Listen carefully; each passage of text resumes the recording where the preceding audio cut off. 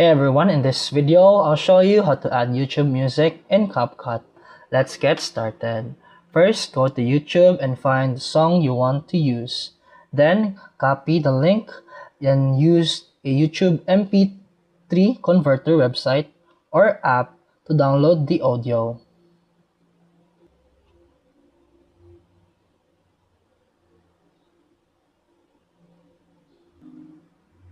Now, open CapCut and select your project. Then tap the audio. Then go to sound.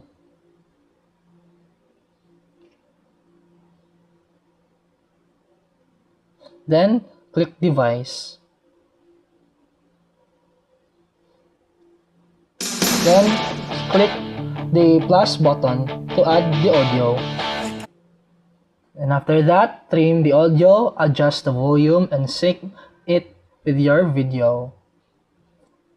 And that's it for today's video. If you found this helpful, please like and subscribe for more videos. See you in the next one.